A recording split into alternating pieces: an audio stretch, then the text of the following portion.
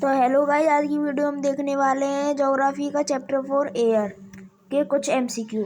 तो हमारा पहला एमसीक्यू है, which one of the following gases is present in the atmosphere in the highest amount. तो ऐसी कौन सी गैस है पूरे एटमॉस्फेयर में से सबसे ज़्यादा पाई जाती है। तो सबसे ज़्यादा पाई जाने वाली गैस है नाइट्रोजन, जो कि 78% पाई जाती है। तो हमारा सेकंड क्वेश्चन है, which one of the following gases protect us from harmful sun rays. इनमें से कौन सी गैसेज जो यहाँ पे लिखी हुई हैं वो हमें सन की हार्मफुल रेज से बचाती हैं। तो ऑप्शंस हैं, A carbon dioxide, B oxygen, C ozone या फिर डी हीलियम। तो इसका जो आंसर है वो है ओजोन, जो कि हमें सन की हार्मफुल रेज से बचाती हैं। तो हमारा थर्ड क्वेश्चन है, which of the following are part of weather forecast in newspaper.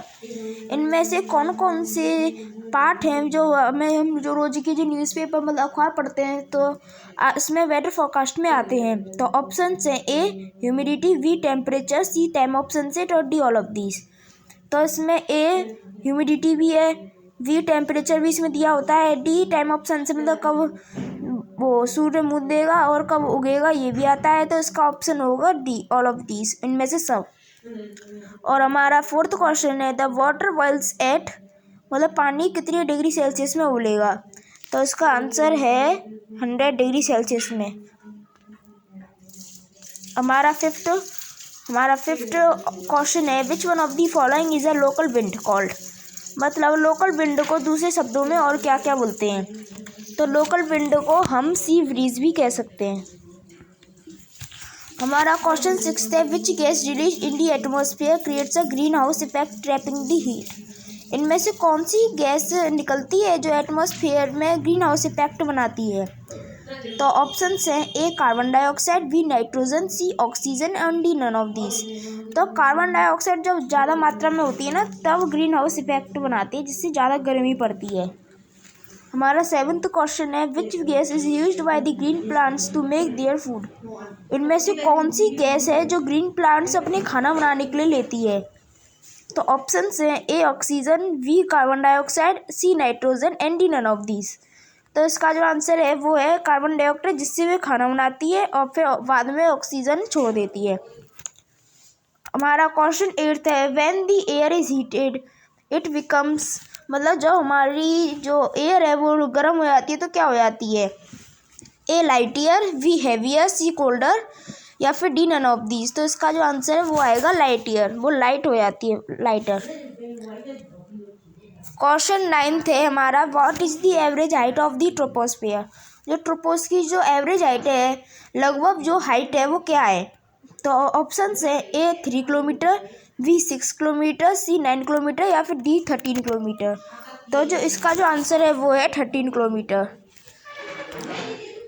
हमारा 10th क्वेश्चन है, what is very hot wind called. मतलब सबसे गर्म हवा क्या कहलाई जाती है।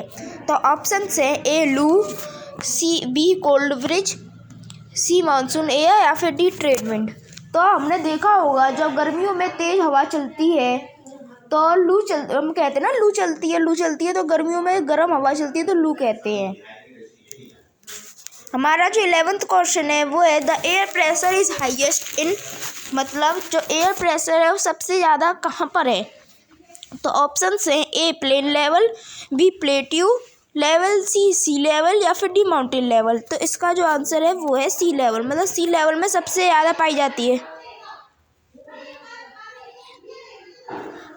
इसका 12th क्वेश्चन है, our earth is surrounded by a huge blanket of, मतलब हमारी जो अर्थ है वो चारों तरफ से किससे कहते सराउंडेड है। तो इसका जो आंसर है वो है एयर। इसका क्वेश्चन 13 है, which is the second most plentiful gas in the air gas. तो पहले नंबर पे तो नाइट्रोजन 78% है, दूसरे नंबर पे है ऑक्सीजन जो कि 21% पाई जाती है। क्वेश्चन 14 है, मेट्रो एंड वन अब in this layer on entering from the space. मतलब मेट्रोराइट्स इस लेयर में जलना शुरू हो जाते हैं जो स्पेस से आते हैं। तो इसका आंसर है मेसोस्फीयर, मतलब जैसे वो मेसोस्फीयर में एंटर करते हैं तो वे फिर जलना शुरू हो जाते हैं और फिर धरती तक आते आते ख़त्म भी हो सकते हैं। क्वेश्चन 15 है, which layer is almost free from clouds? इनमें से कौन सी लेयर क्लाउड से फ्री है? तो इसका जो आंसर है वो है स्ट्रेटोस्फेयर। हमारा क्वेश्चन 16 है, what is release in the air from the burning of fuels? मतलब जब कोई फ्यूल चलता है जैसे कि पेट्रोल, डीजल या फिर कुछ जलता है तो फिर वो क्या रिलीज होता है उस एयर में से? तो ऑप्शंस हैं, A carbon dioxide, B helium, C nitrogen या फिर डी आर्गन। तो उसका जो आंसर है वो है कार्बन डाइऑक्साइड। फिर यही हमारे ग्रीन हाउस इफेक्ट को बनाता है। अब हमारा 17 क्वेश्चन है, which of the following is not type of rainfall? तो इनमें से कौन सा कोई रेनफॉल नहीं है? ऑप्शन है, A orographic rainfall, B cyclonic rainfall, C convectional rainfall या फिर डी सीजनल रेनफॉल। तो आप सभी ने सीजनल रेनफॉल तो कभी सुना नहीं होगा। मतलब सीजनल में मतलब कभी गर्मी में भी बरसात हो रही है और सर्दी में भी बरसात हो रही है, तो ये तो कभी किसी ने सुना नहीं होगा। तो इसका जो आंसर होगा वो होगा सीजनल रेनफॉल। हमारा जो 18 क्वेश्चन है वो है, ozone layer is found in, मतलब ओजोन लेयर कहाँ पर पाई जाती है? तो ओजोन लेयर पाई जाती है